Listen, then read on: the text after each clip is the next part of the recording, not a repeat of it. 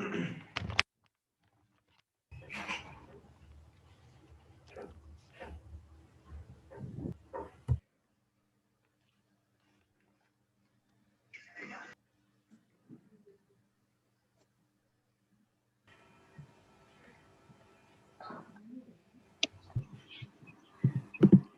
जनाब स्टूडेंट्स, मेरी स्क्रीन और मेरी वॉइस आप लोगों को आ रही?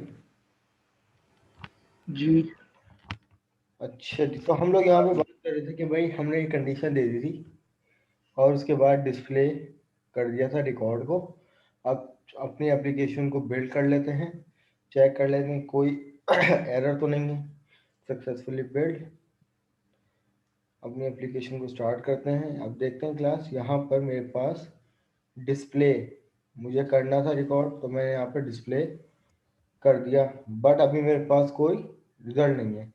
बट क्लास ये मत समझना कि इंसर्ट करने के बाद जब मैं इंसर्ट कर दूंगा तो क्योंकि मैंने यहाँ पर डिस्प्ले किया हुआ है तो उसने उसी को इसी वजह से डिस्प्ले कर दिया। नहीं, डिस्प्ले इसने किया अभी क्या कि कुछ भी रिकॉर्ड नहीं है, बट जब मैं रिकॉर्ड इंसर्ट करवाऊंगा तो पहले रिकॉर्ड इंसर्ट होगा, फिर उसके बाद डिस्प्ले का मेथड दोबारा चलेगा और वो अपडेटेड क्यूरी को चलाएगा। कौन सी? Select style from table. फिर उसकी वजह से जो है वो नया रिकॉर्ड यहाँ पर डिस्प्ले होना चाहिए।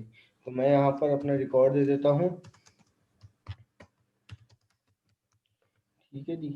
तो मतलब सर इंसर्ट करवाएंगे, फिर उसके बाद अपडेट पे क्लिक करेंगे, फिर डिस्प्ले पे करेंगे? नहीं भाई नहीं, ऐसा कब कहा मैंने?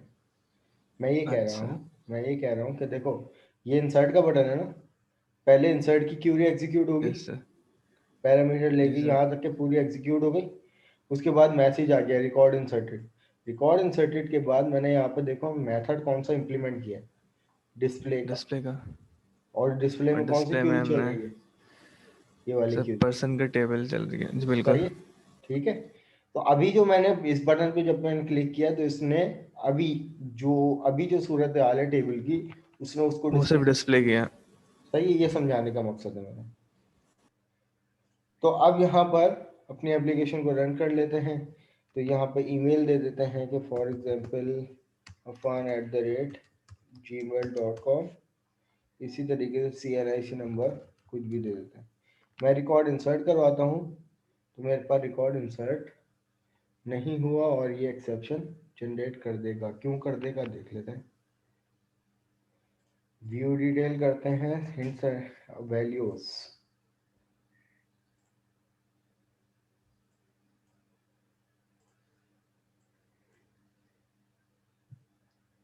इंसर्ट इनटू, सॉरी यहाँ पे ये गलत है। क्यों लिखा है? Values repeat. सर मैंने आपको पहले कहा था। यार मैंने सुना नहीं होगा शायद, वरना मैं उसी वक्त कर लेता। अच्छा जी, तो यहाँ पर इसको इम्प्लीमेंट कर लेते हैं दोबारा। ये आ गया रिकॉर्ड, इसको चाहो तो डिस्प्ले कर लो।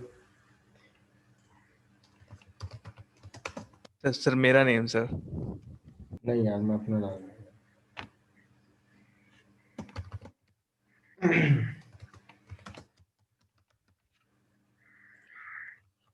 ये आ जाएगा CNIC नंबर, इंसर्ट करवाऊंगा तो रिकॉर्ड इंसर्टेड। अब इंसर्ट होने के बाद अब आप क्लास यहाँ पर देखें कि जो दोबारा डिस्प्ले का मेथड इम्प्लीमेंट हुआ ना, उसने सेलेक्ट स्टैटिक इंसर्ट करवाने के बाद टेबल में रिकॉर्ड इंसर्ट हो गया, और जब ये दोबारा से ये क्यूरी चली है तो ये लेके आया। राइट।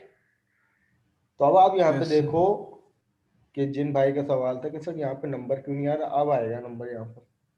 क्यों? क्योंकि सर अब एक हमने बात। रिकॉर्ड इंसर्ट किया है। जी जनाब। सर आपने सिर्फ इंसर्ट के बटन पे क्लिक किया है तो हमारे पास डिस्प्ले हो गया, क्योंकि आपने वहाँ पे क्योंकि मेथड लगाया था। जी। जी बिल्कुल। ओके। तो अब यहाँ पे दोबारा देख ले इस चीज़ को। पहले कंडीशन फुलफिल हुई कि भाई तमाम रिकॉर्ड फिल थे, ठीक है। तो इफ़ का ब्लॉक चला, इफ़ के ब्लॉक में सबसे पहले क्यूरी पास हुई। क्यूरी में जो वैल्यू आई किससे आई? टेक्स्ट बॉक्स से आई। फिर उसके बाद इसने वेरीफाई किया उस क्यूरी को, आइदर क्यूरी सक्सेसफुली सबमिटेड और नॉट। ठीक है। तो तो सर यहाँ एक पर ये सवाल। जी पूछिए। सर ये था कि उसी से रिलेटेड है कि उसने ऑटोमेटिकली डिस्प्ले कर दिया, लेकिन हम चाह रहे हैं कि जब डिस्प्ले पे क्लिक हो तभी वो हमें डिस्प्ले करे। तो आप तो यहाँ अगर से हम इस यहाँ मेथड को हटा दो सब। हटा देंगे ना बस, हाँ, यहाँ से और हटा सिंपली दो कुछ नहीं इसको। करना पड़ेगा, हाँ, और दोबारा वहां पे रिकॉर्ड देख आगे लेते उसको। हैं। दोबारा रिकॉर्ड देख लेते हैं। मैंने यहाँ से इस मेथड को हटा दिया। अब नया रिकॉर्ड इंसर्ट करवाएंगे। तो यहाँ पर नाम बताओ भाई। आप दीन अली सर, अब मेरा नहीं। Abdeen Ali. Yes sir. abdeen@hotmail.com। इसी तरीके से CNIC number blah blah blah blah. 4120 okay तो सर। यहाँ पर मैंने इंसर्ट करवाया। अब यहाँ पर देखो रिकॉर्ड इंसर्टेड बट कुछ डिस्प्ले नहीं होगा। अब जब मैं डिस्प्ले के बटन पर क्लिक करूंगा तो यहाँ पर आब्दीन का रिकॉर्ड डिस्प्ले होगा मुझे। सर अगर आप सेम ईमेल इंसर्ट करेंगे तो ये एप्लीकेशन ब्रेक हो जाएगी ना फिर? सेम ईमेल एड्रेस, हाँ बिल्कुल। अब हम यही वाला काम करने जा रहे हैं ताकि यूनिक की के कॉन्स्टेंट को वायलेट करने जा रहे हैं कि अगर फॉर एग्जांपल मैंने आब्दीन, चलो आब्दीन एक और भी हो सकता है, लेकिन अब उनका जो है वो ईमेल और CNIC नंबर डुप्लीकेट नहीं हो सकता, तो it will give the exception. अब एक्सेप्शन क्या देगा? एक्सेप्शन ये देगा वायलेशन ऑफ यूनिक की, लिखा हुआ है ना, वायलेशन ऑफ यूनिक की, और लिखा हुआ है कैन नॉट इंसर्ट डुप्लीकेट की ऑब्जेक्ट, डुप्लीकेट की वैल्यू, और वो वैल्यू का एड्रेस भी बता रहा है। क्लियर? Yes sir. सर हम अपनी अपनी एप्लीकेशन के ऊपर नहीं दे सकते ये एरर? बिल्कुल दे सकते हो, कि बिल्कुल इसी दोगे। तरह इसका इफ की तरीकेकार मैं कंडीशन बता दूं। लगा के, जी या जी जी जी, ट्राई लगाओ, ठीक है। ओके ट्राई का ब्लॉक और उसका ब्लॉक यहाँ पे ओपन करो, और जो तुम्हारा चलता हुआ कोड है ये वाला पूरा, ये हमारा इवेंट, हाँ यहाँ पे ट्राई के ब्लॉक को बाइंड कर दो, और उसके बाद लगाओ कैच। ट्राई में हमारे पास ब्रैकेट नहीं आते, ट्राई का सिर्फ बॉडी बनती है, और पूरी बॉडी के अंदर हम यहाँ पे ये ट्राई लगा दिया। ट्राई के बाद हम लगाते हैं कैच। ये कैच आ गया। कैच में हमारे पास राउंड ब्रैकेट आते हैं। देन उसके बाद यहाँ पर हम अपनी मर्जी का वो भी दे सकते हैं रिजल्ट। तो मैं यहाँ पे कह देता हूँ कि कैच में ई नेम एक्सेप्शन, और यहाँ पर मैंने फिलहाल एक्सेप्शन दे दिया, और इधर दे दिया भाई मैसेज बॉक्स डॉट शो। अब यहाँ पे मैं क्या करूँगा कि अब जो भी आने वाले रन टाइम एरर होंगे, अब वो मुझे एक्सेप्शन नहीं देगा, अब वो मुझे ये वाला मैसेज बॉक्स देगा कि यानी कि ईमेल ऑलरेडी एग्जिस्ट, हाँ, can not use duplicate value. अब देखते हैं कि क्या ऐसा हो भी रहा है या नहीं। सर तो इस तरह तो फिर नेम भी डुप्लीकेट नहीं हो पाएगा ना? क्यों नहीं हो पाएगा? नेम तो हो सकता है डुप्लीकेट। नेम नेम नेम क्योंकि पे हमने यूनिक की थोड़ी एसक्यूएल में लगाई है। यूनिक की नहीं लगाई ओ भी अच्छा, हमने सही क्यूरी सही। में। अच्छा, अब यहाँ पर इसको देख लेते हैं भाई। मैंने यहाँ पर abdeen@hotmail.com यही दी थी ना, आब्दीन अली खान कर देते हैं, हो सकता है कोई और हो। अब भले से CNIC नंबर नहीं है, लेकिन ईमेल तो है ना, तो अब मैं यहाँ पर इंसर्ट करूंगा ना, तो अब यहाँ पर देखो एक्सेप्शन नहीं आई। अब इसने कहा कि can not yes sir. Use duplicate value. अब मैं अगर चलो माना कि भाई मैं इसमें कुछ चेंजेस कर दूं, आब्दीन 1 कर दूं, अब ये ईमेल तो यूनिक हो गई, लेकिन अगर CNIC नंबर की मैं बात करूं तो CNIC नंबर मैंने आब्दीन का क्या उठाया था। अच्छा, मैंने यहाँ पर क्या कर दिया भाई, अब CNIC नंबर हम यहाँ से आब्दीन का उठा लेते और CNIC नंबर को इम्प्लीमेंट करने की कोशिश करते हैं। आब्दीन अली खान होगा कोई, Abdin 1@hotmail.com yahoo.com email unique हो गई, बट CNIC नंबर क्या हो गया, सेम हो गया। तो यहाँ पर अभी भी ये वैल्यू देगा। क्यों? अब आप इस पे कोई मीनिंगफुल मैसेज दे दो कि भाई आपके पास जो है वो पहले से ये यूज है, जैसा हमारे पास ईमेल वगैरह में आता है। लेकिन एटलीस्ट ट्राई कैच का ब्लॉक क्या करता है, इसको कहता है एक्सेप्शन हैंडलिंग। क्या आपने आने वाली जो रन टाइम एरर था, आपने उसको हैंडल कर लिया। कैसे हैंडल किया क्लास, ट्राई कैच को समझ लें। आई होप कि PF में आप लोगों ने पढ़ा होगा ये ट्राई और कैच का ब्लॉक। नहीं दोबारा सर, बता देता हूँ, नहीं पढ़ा? No sir. No sir sir. हमने मैं बता सर देता हमने हूँ, सिर्फ फाइल हैंडलिंग पढ़ी थी। चलो मैं बता देता हूँ। देखो ट्राई कैच का ब्लॉक क्या होता है, मैं दोबारा बना के दिखा देता हूँ। मैं यहाँ से इसको रिमूव कर देता हूँ। ट्राई का मतलब समझो, ट्राई क्या करता है कि आप, ट्राई का ब्लॉक क्या करता है कि आपका जितना भी कोड है जिससे एक्सपेक्टेड है कि यार इस पूरे कोड से मुझे एक्सेप्शन आ सकती है, ठीक है, आप क्या करो, उस पूरे कोड को कट कर लो। अब ये वो कोड था जिसमें एक्सेप्शन आ सकती थी, तो आपने क्या किया कि ट्राई लिया, ट्राई के पैरेंथेसिस के अंदर उस पूरे कोड को आपने कॉपी कर लिया, राइट। फिर उसके बाद जब ट्राई का आखिरी जो ब्रैकेट है जहां पे ट्राई की बॉडी खत्म हो रही है, आप उसके बाद नीचे लिखो कैच, ठीक है। कैच के अंदर एक क्लास यूज होती है एक्सेप्शन। अब इस क्लास का क्या काम होता है, देखो एक्सेप्शन को जनरेट करने के लिए, अब इस क्लास में आने वाली, यानी इस पूरे कोड में आने वाली जो भी एक्सेप्शन होगी वो कौन रिटर्न करेगा, कौन भेजेगा, ट्राई भेजेगा किसको, कैच को। और जो भी एक्सेप्शन होगी वो कौन रीड करेगा, एक्सेप्शन रीड करेगा। अब उसमें आने के बाद देखो, अब मैं चाहता हूं कि भाई जो एक्चुअल मेरे पास मैसेज आ रहा था एक्सेप्शन में, मैं उसी को ही प्रिंट करवाना चाहता हूं, तो आप एक्सेप्शन का एक पैरामीटर पास कर दोगे, EXYZ कुछ भी, ठीक है। तो अभी मैंने यहाँ पे पैरामीटर पास कर दिया, मैं मैसेज बॉक्स में जाता हूं, मैसेज बॉक्स डॉट शो, और मैं कहता हूं कि ई डॉट मैसेज एक्सेप्शन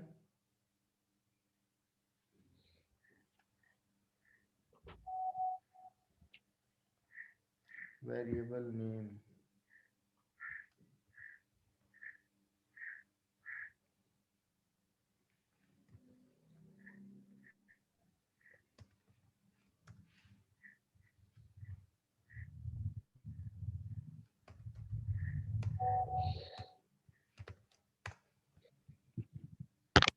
ठीक है जनाब। तो अब मैं यहाँ पर इसको बिल्ड करता हूँ, तो ये सक्सेसफुली बिल्ड। अब देखो इससे क्या होगा, अब इस पूरे कोड में आने वाली पॉसिबिलिटी थी ना, जो भी एक्सेप्शन हम रॉन्ग एंट्री कर देते या कोई भी एक्सेप्शन जनरेट हो सकती थी, जो भी रन टाइम एक्सेप्शन ओवरऑल होती है कि जब आपका कोड कंपाइल हो जाता है और उसके बाद रन टाइम पे आपको गलत वैल्यू देते हो जो कि रूल को वायोलेट करती है, इंटीजर यानी किसी भी डाटा टाइप से क्या करती है, क्लैश करती है, तो आप क्या करते हो, वहां पे एक्सेप्शन जनरेट होती थी। अब क्या होता है, आपकी एप्लीकेशन बंद हो जाती है और ऐसी जो अभी हमारे पास डायलॉग आ रहा था वो आने लगता है।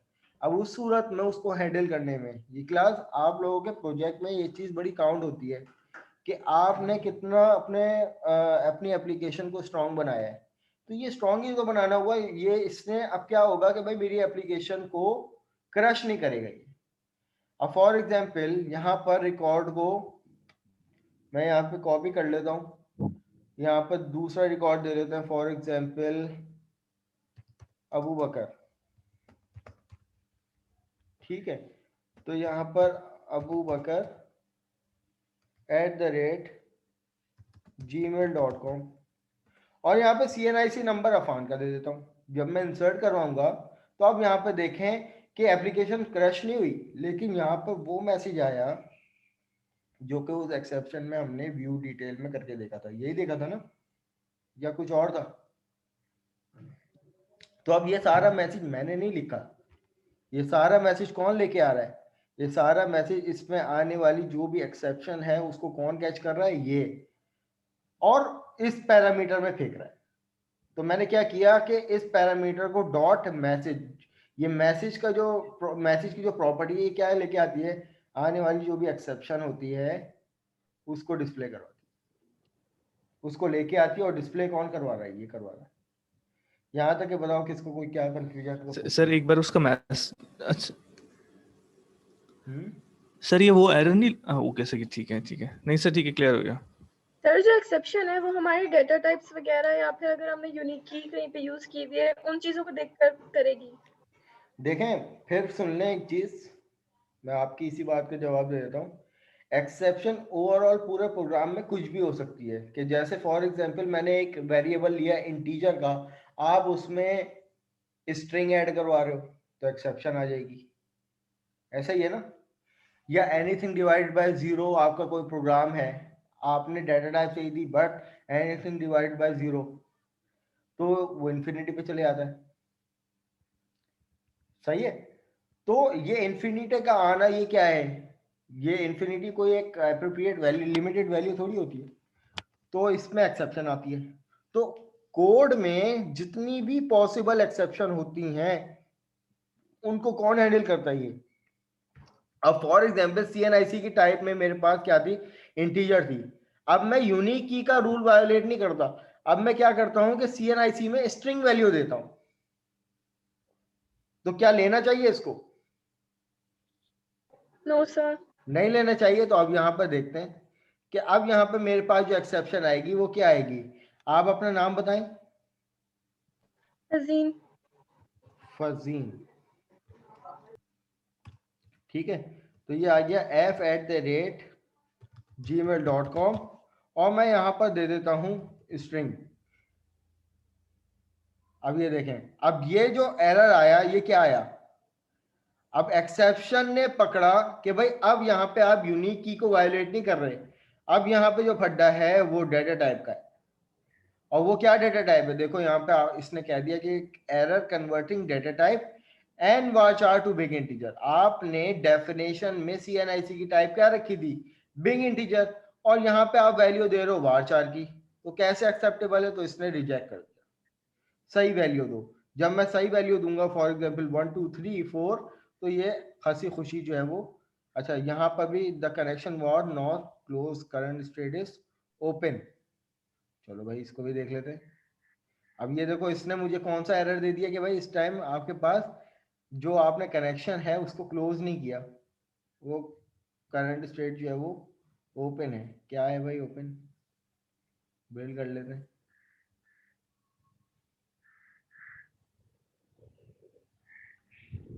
तो ये आ जाएगा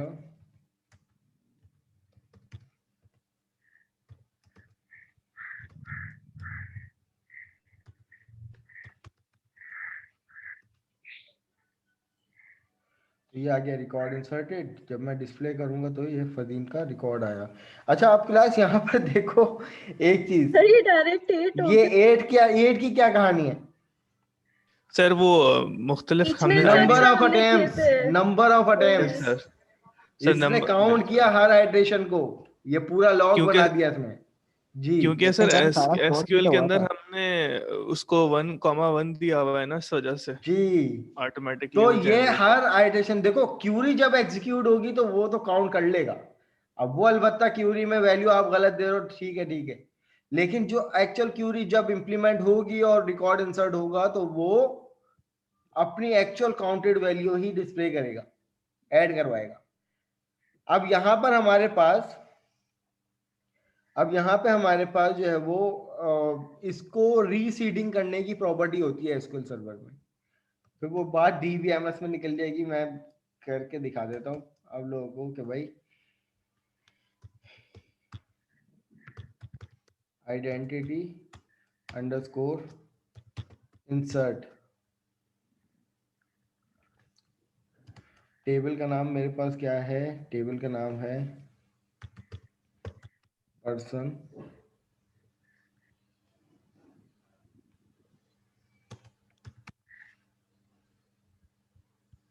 ये कुछ क्यूरी होती है तो चेक कर लेते हैं।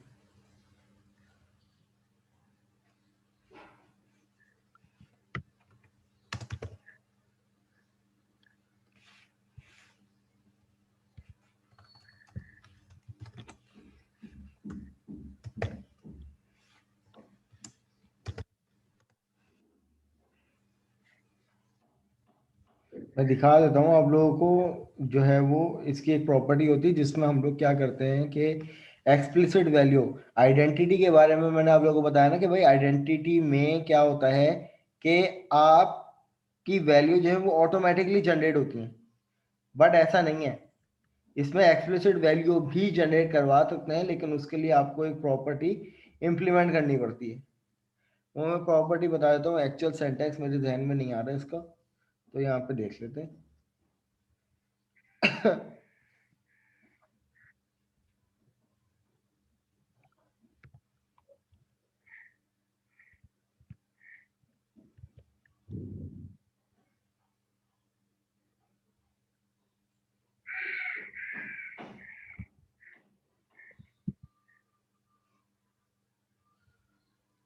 हाँ, सेट आइडेंटिटी इंसर्ट, हाँ ठीक है। तो ये आ जाएगा, यहाँ पर कीवर्ड लिखूंगा मैं सेट आइडेंटिटी इंसर्ट पर्सन, ये वाली क्यूरी लिखूंगा। अब देखो इससे होगा क्या, अब यहाँ पर इससे ये होगा कि भाई आईडी की वैल्यू मैं क्या करूंगा कि भाई अगर मैं इसको ऑन कर देता हूँ ना, अब इस टाइम क्या होगा कि अब इसमें मैं एक्सप्लिसिट वैल्यू यानी बाय फोर्स वैल्यू भी दे सकता हूँ इस तरीके से। अभी विंडोज फॉर्म से नहीं दे पाएंगे क्योंकि हमारे पास टेक्स्ट फील्ड नहीं है, लेकिन मैं यहाँ पर अगर मैं इंसर्ट कर रहा हूँ, इंसर्ट इनटू टेबल का नाम क्या था, पर्सन, ठीक है। अब यहाँ पर मैं वैल्यू देता हूँ, फॉर एग्जाम्पल मेरे पास यहाँ पर अभी जो रिकॉर्ड है वो क्या 3 है, 4 5 6। सही है, मैं यहाँ पर 3 सर देता हूँ। अब यहाँ पर 3 देते हैं वैल्यू, 3 के बाद फॉर एग्जाम्पल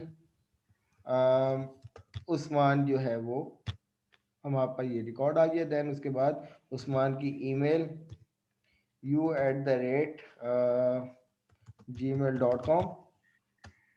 देन उसके बाद तीसरी चीज क्या थी, एनआईसी नंबर, बला बला बला जो भी एनआईसी नंबर दे देते हैं। इंसर्ट इनटू पर्सन वैल्यू उसका कीवर्ड लिखेंगे। अब यहाँ पर जब मैं इंसर्ट करवाऊंगा तो अब यहाँ पर देखो एक्सप्लिसिट वैल्यू, एक चीज तो हमने इंप्लीमेंट कर ली कि भाई आइडेंटिटी इंसर्ट तो ऑन कर लिया, बट अब यहाँ पर रिस्ट्रिक्शन है कि आइडेंटिटी इंसर्ट तो ऑन कर लिया लेकिन यहाँ पर ये वाली क्यूरी एग्जीक्यूट नहीं होगी। इसके लिए आपको कॉलम लिस्ट मेंशन करने पड़ेंगी। चलो भाई कॉलम लिस्ट मेंशन कर लेते हैं। यहाँ पे आ गया पी आई डी, कॉमा के बाद पी नेम, कॉमा के बाद पी ईमेल, कॉमा के बाद यहाँ पर सी एन आई सी नंबर। अब जब मैं इस क्यूरी को एग्जीक्यूट करता हूं तो अब ये वाली क्यूरी जो है वो हंसी खुशी इंप्लीमेंट होगी।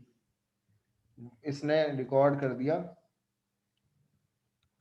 तो अब यहाँ पर मेरे पास आईडी नंबर 3 का रिकॉर्ड आएगा। तो आइडेंटिटी इंसर्ट की एक प्रॉपर्टी आती है जिसकी वजह से क्या होता है कि जिस टेबल में वो आइडेंटिटी लगी हुई है तो उनको क्या कर देगा, ऑन करने का मतलब ये है कि अब आप उसमें एक्सप्लिसिट वैल्यू भी दे सकते हो। तो ऐसा नहीं है कि आप आंखें बंद करके ये नहीं कह देना कि भाई आइडेंटिटी में होता ही नहीं है, ऐसा हो सकता है, उसके लिए ये इम्प्लीमेंटेशन होती है। लेकिन बाय डिफॉल्ट जो उसका नेचर होता है वो क्या होता है कि वो आइडेंटिटी इंसर्ट क्या होता है, ऑफ होता है। और आप इसको ऑफ कर दोगे तो अब जब मैं किसी नए रिकॉर्ड के साथ इसको इम्प्लीमेंट करूंगा ना, या मैं यहाँ पर रिकॉर्ड की जगह मैं यहाँ पर फातिमा का रिकॉर्ड कर देता हूँ और यहाँ पर आईडी नंबर 4 कर देता हूँ, यहाँ पर कर देता हूँ F और यहाँ पर 4 की जगह 5 की जगह 1। अब जब मैं इनको इम्प्लीमेंट करूंगा तो देखो यहाँ पर साफ लफ्जों में कह दिया, can not insert explicit value of identity column in the table person, सही है। लेकिन कब, जब identity insert is set two of हो तो आप बाय फोर्स इसमें वैल्यू नहीं डाल सकते। ये पॉइंट क्लियर है सबको? ये बिल्कुल एक्स्ट्रा चीज थी, तुम लोगों को करवानी नहीं थी, लेकिन पता होनी चाहिए आप लोगों को ये चीज, क्योंकि एक्सेप्शन हमारे पास इस तरीके से आ रही है। तो एक्सेप्शन को हैंडल करना आ गया भाई? कोई कंफ्यूजन है? नो सर, क्लियर है? आगे बढ़िए। सर एक सवाल है। जी जी पूछिए पूछिए।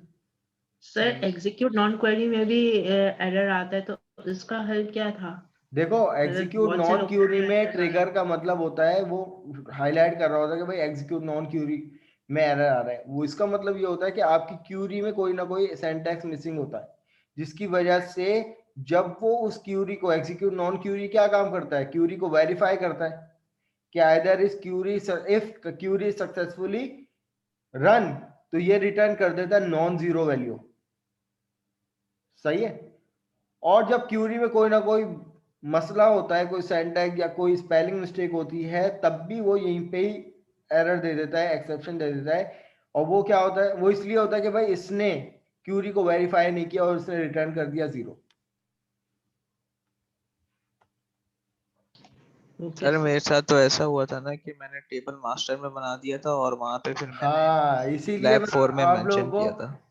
जब मैं डेटाबेस बना के टेबल क्रिएट करता हूँ, तो मैं आप लोगों को ताकीद से ही बात बोलता हूँ कि भाई मेक श्योर कर लो, पहले डेटाबेस सेलेक्ट कर लो, फिर टेबल क्रिएट करो। अच्छा जी, अब हमारे पास अगला सर जी सर पूछिए। जी जी सर ये जो आपने पैरामीटराइज्ड वो किया है, इनपुट दिए हैं, हम्म। इसका फायदा क्या है कोई कोड में? फायदा नहीं, ये तरीकेकार है, लेकिन ये तो वो इस्तेमाल वाला अच्छा नहीं है कि एक ही लाइन में हो वाला जाए कर वो, लो, जो आपको ऐसे वो कर रहे हैं? पसंद आ रहा है, लेकिन पता होना चाहिए कि भाई इस तरीके से भी कर सकते हैं। सही। वहां पर आप क्या करोगे, इसके ऑब्जेक्ट की कुछ प्रॉपर्टीज होती हैं, जैसे पैरामीटर की प्रॉपर्टी, उस पैरामीटर में जो वैल्यू लाने का जो मेथड होता है, ये पता होने चाहिए आप लोगों को। लेकिन ये वाइवा में शामिल होंगी ये सारी चीजें, पढ़ के आना। सर ऊपर जो आपने आईडी मेंशन की हुई है, ऊपर जो ठीक? इंटीजर 0 दिया हुआ अब आईडी का, उसका इस्तेमाल करेंगे, अब उसका इस्तेमाल करेंगे। वो कैसे इस्तेमाल करेंगे, अब इस चीज को समझना। अब जैसे कि भाई जब मैं अपने रिकॉर्ड को इंसर्ट करवाता हूं, तो ये मेरे पास टेबल डिस्प्ले हो गया।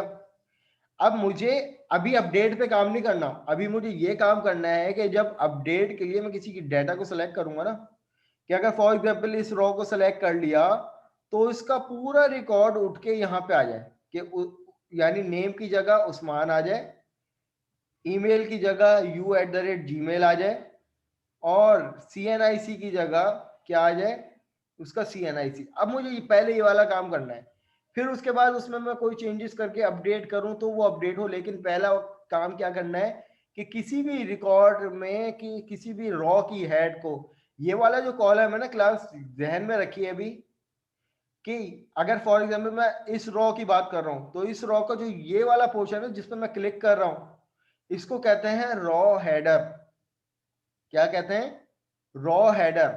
और इस पे मैं अगर एक क्लिक करूं तो इसका भी एक इवेंट होता है रॉ हेडर माउस क्लिक, और इस पे मैं अगर डबल क्लिक करूं तो इसका एक और इवेंट होता है raw header mouse double click. और अगर मैं किसी भी सेल पे क्लिक करूं तो ये भी एक अलग इवेंट होता है, जिसको हम लोग कहते हैं सेल के नाम से होता है। सही है, सेल क्लिक के नाम से या सेल डबल क्लिक के नाम से सारे इवेंट मैं भी आप लोगों को दिखा देता हूं। तो हमें क्या करना होगा, यकीनन जब मैं किसी भी रॉ के हेडर को सेलेक्ट करूं, तो मेरे पास पूरा रिकॉर्ड उठ के यहाँ पे आ जाए, ऐसे ही होना चाहिए ना। तो मुझे उस इवेंट पे ये वाला काम करना पड़ेगा।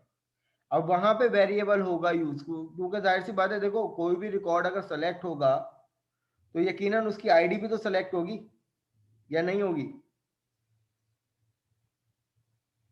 बताओ भाई। दोबारा लाजमी रिपीट। बात है, उसकी आईडी उसकी आईडी आइडेंटिटी है। आइडेंटिटी है ना, सेलेक्ट होगी। बट हमने वो इंसर्शन में क्योंकि जरूरत नहीं थी, क्योंकि उसमें ऑटोमेटिकली वैल्यू जनरेट होती हैं, तो इसलिए यहाँ पे मेंशन करने की जरूरत नहीं। लेकिन अगर बैकग्राउंड इसका देखो, बैक एंड पे देखो, तो भाई आईडी भी तो इस पूरे टेबल का पार्ट है और एक यूनिक आइडेंटिटी है। जैसे किसी भी प्रोडक्ट का बार कोड होता है, बार कोड हटा दो, प्रोडक्ट तो सारी सेम हो जाएंगी फिर। तो सर आईडी, तो आपने जो आईडी यूज करी उसका मेन पर्पस ही ये है कि हम उस आईडी से उस कॉलम को हम सेलेक्ट करेंगे, जी, उस आईडी को सेलेक्ट करेंगे और उसके अंदर हम चीजें एडिट यानी करेंगे। हम किसी भी रॉ को सेलेक्ट करेंगे ना, तो देखो नेम में यहाँ पे उस्मान आ जाएगा, ईमेल पे ये आ जाएगा, यानी आईडी तो और जो आईडी होगी ना वो आईडी के वेरिएबल में जाएगी, जो हमने यहाँ पे यूज किया ना वेरिएबल, ये वाला, इसको मैंने इनिशियलाइज यानी 0 से आईडी किया है। जी जी पूछिए। आईडी के थ्रू कॉल करने के लिए यूज किया है। आईडी के थ्रू हाँ, कोड अपडेट में। करेंगे, आईडी के थ्रू अपडेट करेंगे। अभी इवेंट में सिर्फ वैल्यू लेके जाएंगे। देखो जब आईडी में वैल्यू आ जाएगी तभी तो मैं अपडेट की क्यूरी चलाऊंगा कि वेयर आईडी नंबर इस वाले को अपडेट कर दो। समझ में आ रही है ओके। चीज? क्यों, अभी चलो स्टेप बाय स्टेप देखते हैं, समझ में आ जाएगी, टेंशन नॉट। मैं यहाँ से इसको क्लोज करता हूँ। और वैसे भी हमारे पास 10 मिनट रहेगा, ये वाली मीटिंग एंड हो जाएगी, ये वाले इवेंट पे काम कर लेंगे, फिर अपडेट पे हम लोग ब्रेक के बाद कर लेंगे। अब यहाँ पर मेरे पास डिजाइन व्यू पे जाऊंगा, डेटा ग्रिड व्यू पे क्लिक करना है ना मुझे। जी कोई कुछ कह रहा है?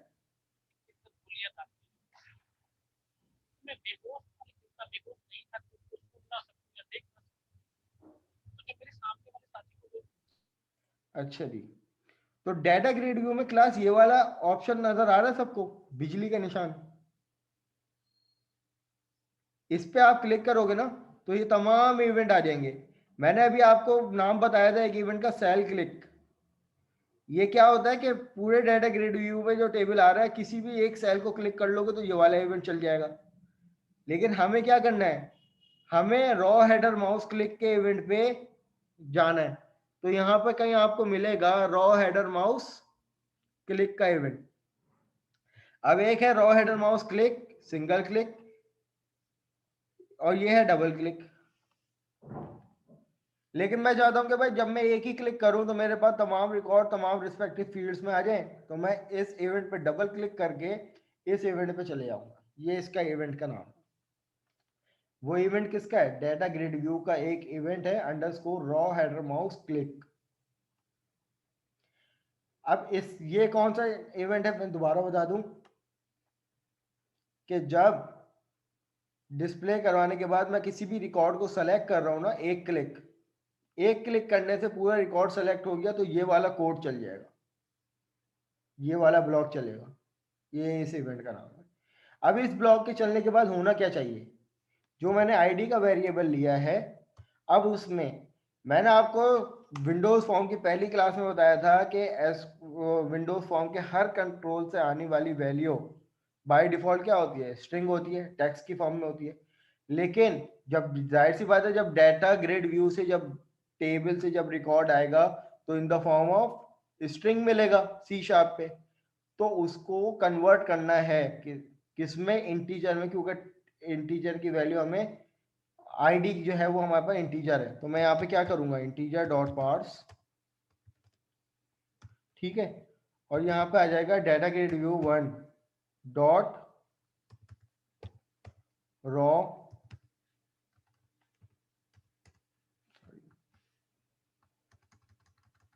Data grid view 1 dot rows dot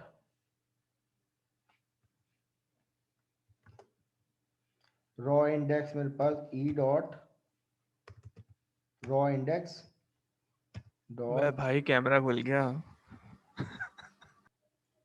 ये तभी तो मेंस बनती हैं फिर। सेल डॉट ये मेरे पास आ गया,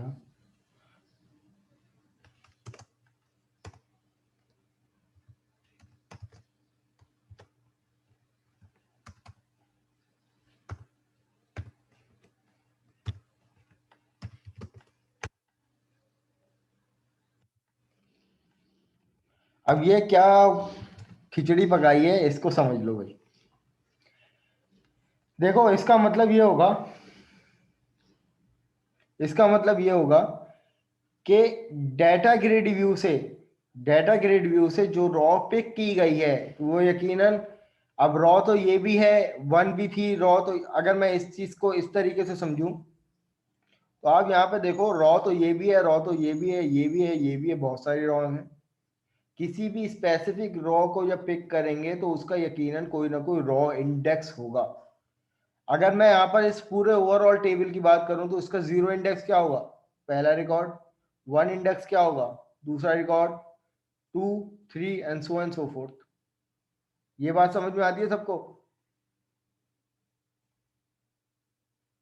भाई एक्नॉलेज कर दो, मीटिंग एंड होने वाली है। Sir Yes, sir. मैं सिर्फ ये कहना चाह रहा हूँ कि सर देखो, नेक्स्ट मीटिंग, चलो ब्रेक करना है, यहीं से कंटिन्यू कर ले नेक्स्ट में। सर नेक्स्ट में सर कंटिन्यू कर लेगा सर, इसमें थोड़ी समझ नहीं आई चलो चीजें, ठीक है, ठीक है, उसको ठीक है, दोबारा से जैसे बता तुम लोग दीजिएगा। कहो। ठीक है, ठीक है। तो फिर ये है कि 9:55 हमारे पास हो रहे हैं, और यहाँ तक के अभी कोई सवाल है तो भाई पूछ लो। फिर हम लोग 15 मिनट की ब्रेक ले लेंगे। 15 मिनट के ब्रेक के बाद हम लोग दोबारा रिज्वाइन करेंगे। किसी का कोई सवाल है तो पूछ लें, 10:30 वरना फिर मैं बजे। मीटिंग नहीं मैं अभी सर लैब नंबर 4 स्टार्ट भी नहीं हुई हमारी अभी जी। सर आप वो पीछे कोड पे मुझे पैरामीटर्स वाला फिर से एक्सप्लेन करते हैं, ये वो उस टाइम मैंने सुना नहीं था। मैं बता देता हूँ, ये क्यूरी यस सर। देखें, इस क्यूरी में हमने लास्ट जो लैब थी उसमें हमने क्या किया था, कॉलम के नेम लिए थे, उसके बाद सिंगल कोटेशन, उसके अंदर डबल कोटेशन, उसके अंदर कॉन्केटिनेशन करके डायरेक्ट टेक्स्ट बॉक्स का नाम लिख दिया था। लेकिन यहाँ पे आज हम लोगों ने दूसरा तरीका इंप्लीमेंट किया कि आप इंसर्ट कर रहे हो टेबल के अंदर, और जो भी उनके एक्चुअल कॉलम है, ये क्या है, ये इनके कॉलम के नेम है, ये कॉलम के नेम है। अब इनमें जो वैल्यू जाएगी, हमने उनको एक रेफरेंस पैरामीटर दे दिया कि भाई ये जो पैरामीटर है सीक्वेंशियल ऑर्डर में, कि भाई ये पहला जो पैरामीटर होगा वो हमेशा इसको टारगेट करेगा, इसके भी हाफ पर होगा, दूसरा इसके भी हाफ पर होगा, तीसरा इसके भी हाफ पर होगा। तो फिर क्या किया, लेकिन एक्चुअल वैल्यू हमें देनी है कि भाई NM में जो वैल्यू आएगी वो कौन सा रिस्पेक्टिव टेक्स्ट बॉक्स से आनी चाहिए। नेम में यहाँ से वैल्यू आनी चाहिए, नेम इसका नाम क्या है, टेक्स्ट बॉक्स 1। तो हमने यहाँ पर CMD के अंदर जो पैरामीटर पास हुए हैं उसके अंदर जो वैल्यू देनी है, तो पहले आप मेंशन करोगे कि पैरामीटर कौन सा है, पैरामीटर ये है और उसमें वैल्यू कौन सी आनी चाहिए, टेक्स्ट बॉक्स 1। भाई जो लोग ब्रेक करना चाहते हैं जा सकते हैं, वो जबरदस्ती ज्वाइन होने की जरूरत नहीं है, आप लोग जा सकते हो। ये इनका सवाल था तो मैं इनके सवाल का जवाब दे रहा हूँ। इसी तरीके से दूसरा पैरामीटर था ईमेल। अब ईमेल में कहाँ से वैल्यू आनी चाहिए, वो यहाँ से वैल्यू आनी चाहिए। इस टेक्स्ट बॉक्स का नाम क्या है, टेक्स्ट बॉक्स 2। तो हमने कह दिया कि भाई ईमेल CMD के अंदर जो पैरामीटर है उसमें जो वैल्यू आएगी वो एक्चुअल पैरामीटर क्या होगा, ये होगा, और उसमें जो वैल्यू होगी वो ये होगी। इसी तरीके से तीसरा, ठीक है। ठीक है sir. Yes sir, thank you. चलिए ठीक है क्लास, फिर आप लोग जो है दोबारा रिज्वाइन करिएगा 10:20 पे। Thank you.